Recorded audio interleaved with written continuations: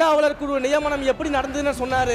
Rules எல்லாம் follow பண்ணாங்க, அதெல்லாம் கரெக்ட் தான். ஆனா அதற்கு பின்னாடி மறைமுகமா என்னென்ன நடந்துச்சு அப்படிங்கிறது எல்லாமே எத்தனை அறங்காவலர்கள் தினம் கதறிட்டு இருக்கிறாங்கன்றது எனக்கு மட்டும் தான் தெரியும். நான் அங்கேதான் சொன்னேன், யார் அழுதார்கள் என்பதை ஆதாரத்தோடு நிரூபியுங்கள், அதற்கு பதில் சொல்ல தயாராக இருக்கிறேன் என்று. இப்போது இருக்கிற அறங்காவலர்களை இவர்கள் மிரட்டி அவர்களை ராஜினாமா செய்ய சொல்லி வலியுறுத்துவதால் தான் அறங்காவலர் குழு உறுப்பினர்களே அழுது கொண்டிருக்கின்றார்கள்.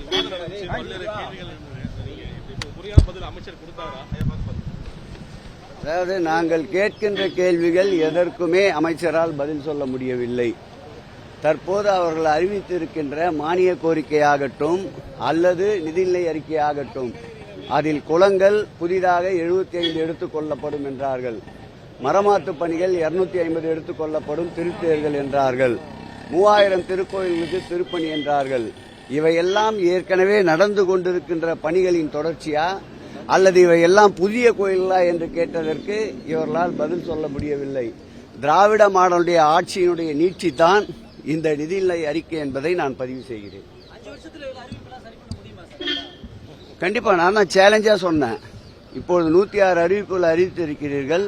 அடுத்த ஆண்டு இந்த 106 அறிவிப்புகளில் எத்தனை உங்களால் முடிக்கிறது என்பது அடுத்த சட்டமன்றத்தில் சந்திப்போம் என்று சொல்லியிருக்கின்றேன். நிச்சயமாக இந்த 106 அறிவிப்புகளையும் அவர்கள் முழுவதுமாக நிறைவேற்ற முடியாது.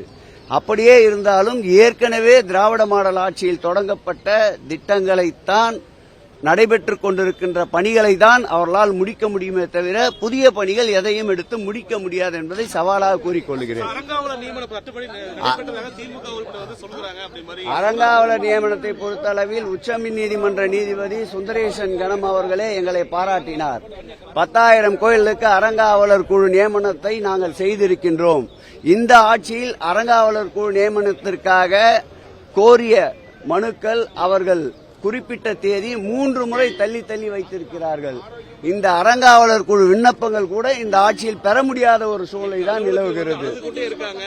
நான் அங்கேதான் சொன்னேன், யார் அழுதார்கள் என்பதை ஆதாரத்தோடு நிரூபியுங்கள், அதற்கு பதில் சொல்ல தயாராக இருக்கிறேன் என்று. இப்போது இருக்கிற அறங்காவலர்களை இவர்கள் மிரட்டி அவர்களை ராஜினாமா செய்ய சொல்லி வலியுறுத்துவதால் தான் அறங்காவலர் குழு உறுப்பினர்களே அழுது கொண்டிருக்கின்றார்கள்.